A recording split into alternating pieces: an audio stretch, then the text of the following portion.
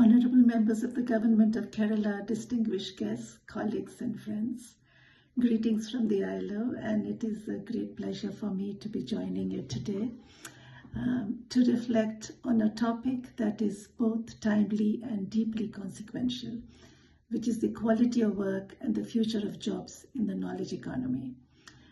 Now, Kerala has long been a pioneer in human development, in social progress, and respect for workers' rights, and this makes it an ideal place to lead the next wave of thinking on ensuring that the future of work is not only productive, but it is inclusive and it is human-centered.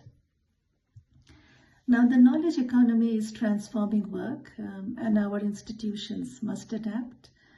And here I'm mentioning mainly the profound transformations which are coming from technological change in the knowledge economy, the advances in digital technologies, artificial intelligence and data analytics, which are reshaping every sector, from healthcare to education and from finance to agriculture. In many ways, the knowledge economy has become the operating system of today's labor market. However, labor market institutions, which are regulations, governance systems, skills development frameworks, social protection, occupational safety and health, must evolve to keep pace. And ILO research shows that job content is changing rapidly. Some jobs will disappear, as you know, many more will be transformed and entirely new occupations will emerge. And the impact of generative AI in particular varies across countries. Only 0.4% of jobs in low-income countries face automation risks compared to 5.5% in the high-income countries. Women in particular are twice as likely as men to be exposed to these risks, and far more work will be augmented than replaced. And in terms of augmentation, this could affect 10.4% of all jobs in low-income countries.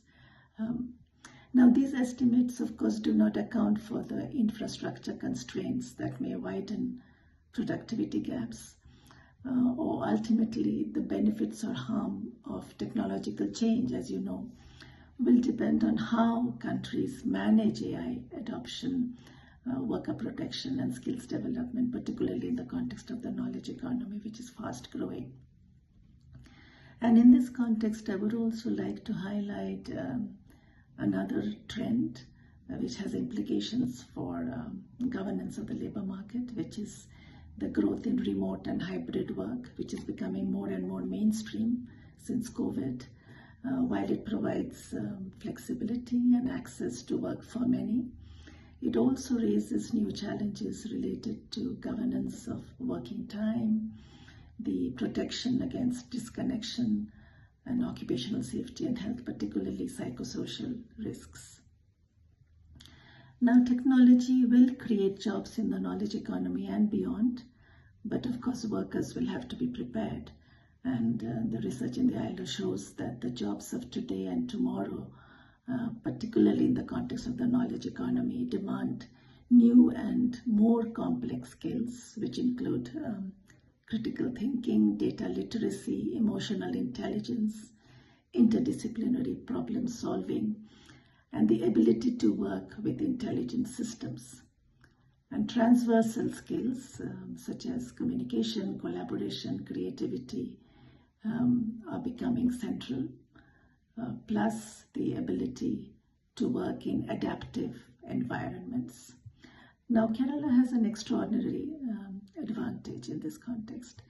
It has a deep and broad knowledge-based workforce, but to harness the potential, there is a need for continuing investment in lifelong learning systems. And also, unlike in the past, the life course of a worker today is no longer linear. By linear, I mean you enter the labor force, you work, and you retire. Now there are multiple transitions from one kind of work to another, also sometimes with periods of no work when there has to be some form of social protection. And in this context, particularly for developing countries, the role of the state in steering education and skill system and in promoting universal social protection becomes really crucial. Now, we all know that job creation is essential, particularly for developing countries, but so is job quality. And I really want to stress this. Now, traditionally, job quality has been defined through wages, working time, occupational safety and health, maternity protection, and these remain fundamental. And labor protection and social security together are the central pillars of decent work, along with rights at work, job generation, etc.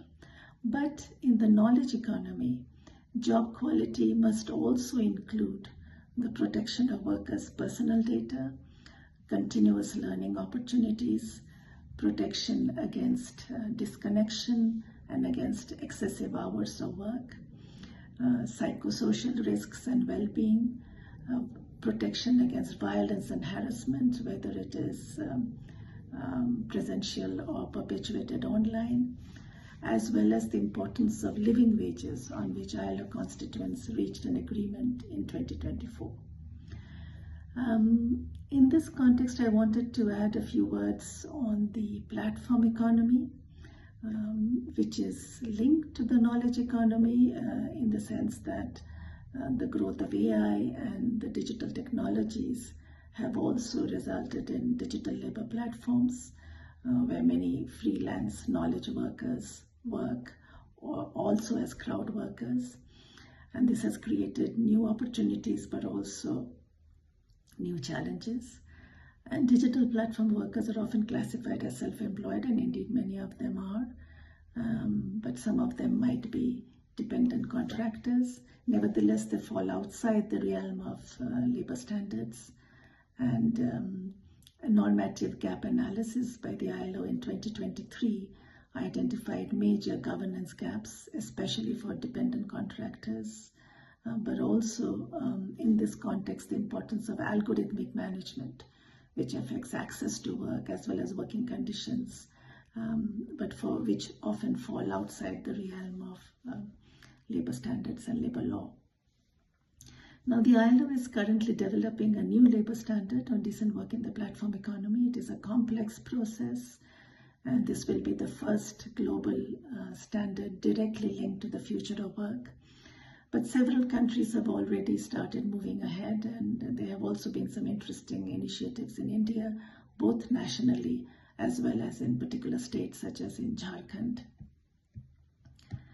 But in the context of the growth of the knowledge economy linked closely to digital technologies, there is a need for institutions and governance overall to evolve, because the knowledge economy will flourish only when the innovation that it brings forward serves people, the opportunities it generates are inclusive, and the gains from its growth are shared and distributed.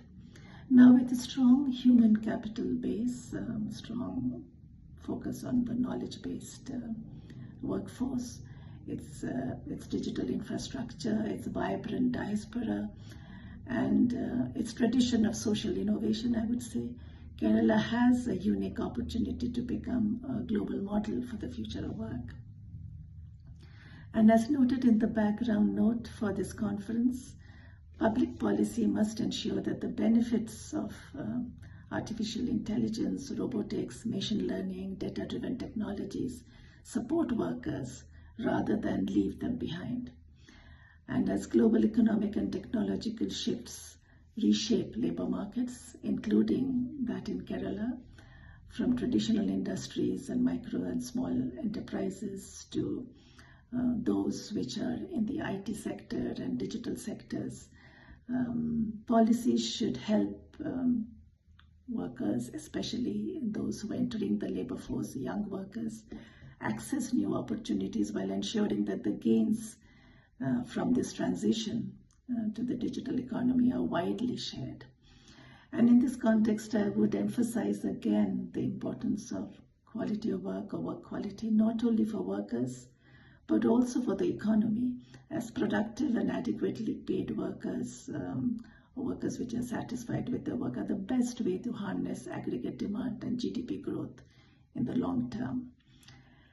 And before I close, I want to highlight again the importance of investment in lifelong learning and digital and human capabilities which reinforce each other, and higher education which must be strengthened with industry linkages through internship, apprenticeships, and even applied research.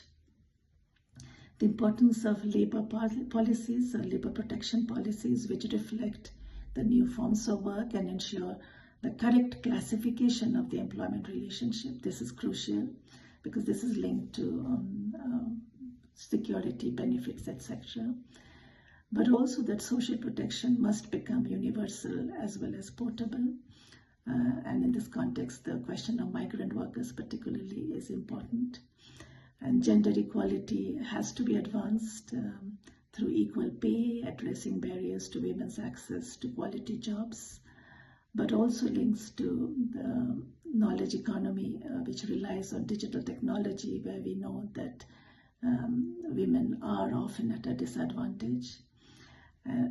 Occupational safety and health, which creates some new challenges, particularly in the context of psychosocial risks associated with the long hours of work, and the need to address traditional risks at the same time. And finally, the importance of wage policies for distribution of the gains from growth, including living wages, which must be a central feature of job quality. And all of this has to be underpinned by social dialogue and collective bargaining. Let me stop here, and I wish you all a very productive conference. Thank you again, and greetings and bye from the ILO. Thank you.